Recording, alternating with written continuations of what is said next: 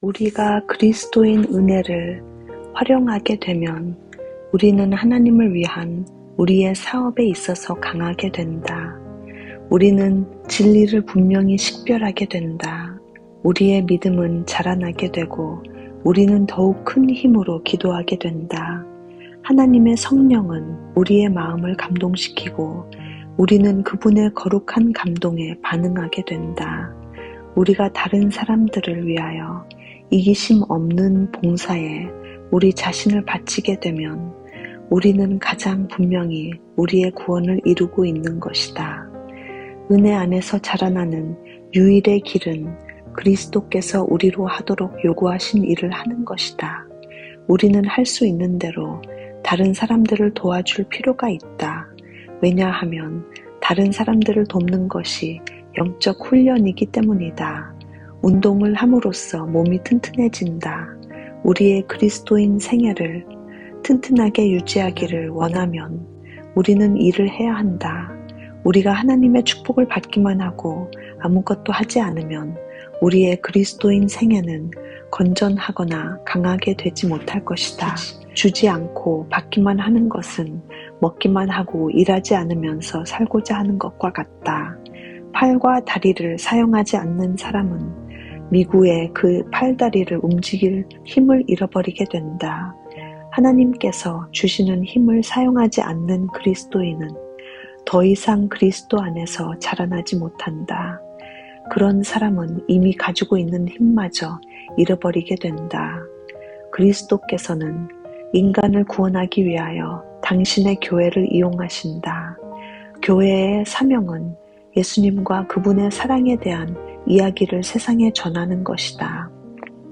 이 이야기를 전하는 것이 모든 그리스도인의 의무이다.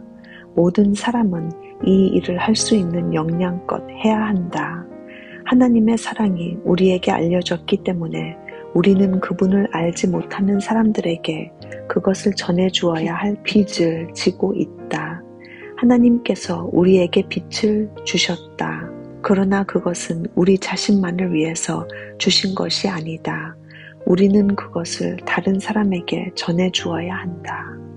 하나님을 따르는 사람들은 그들의 사명을 깨달을 필요가 있다.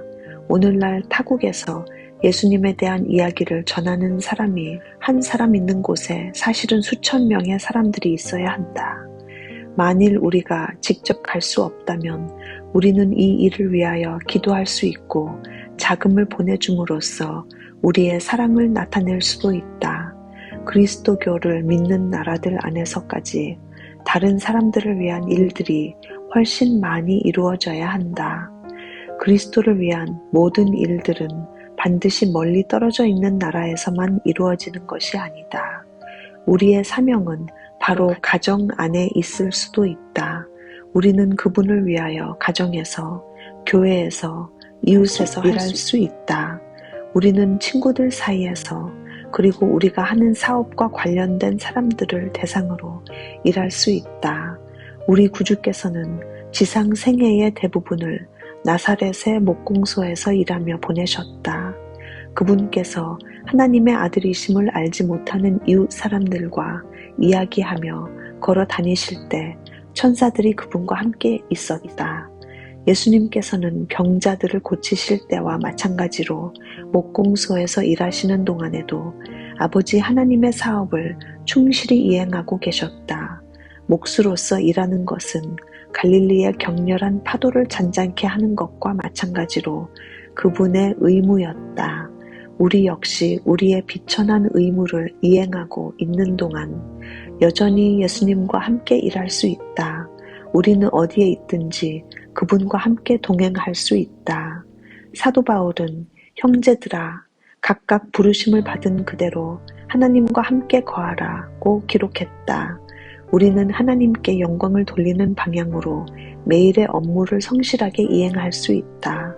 만일 우리가 하나님을 진심으로 따르는 사람들일 것 같으면 우리가 하는 모든 일에 신앙을 나타낼 것이다. 우리는 사람들에게 그리스도의 정신을 보여줄 것이다. 상점에서 일하고 있는 사람도 다른 사람들에게 그리스도를 나타낼 수 있다. 그도 갈릴리의 언덕들 사이를 걸어 다니신 그분의 발자취를 날마다 따를 수 있다.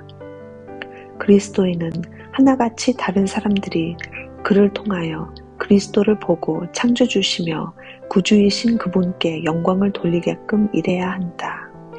많은 사람들은 다른 사람들이 그들보다 일할 준비를 더 잘 갖추었다는 이유를 들어 그리스도를 섬기는 일을 회피하고자 해왔다.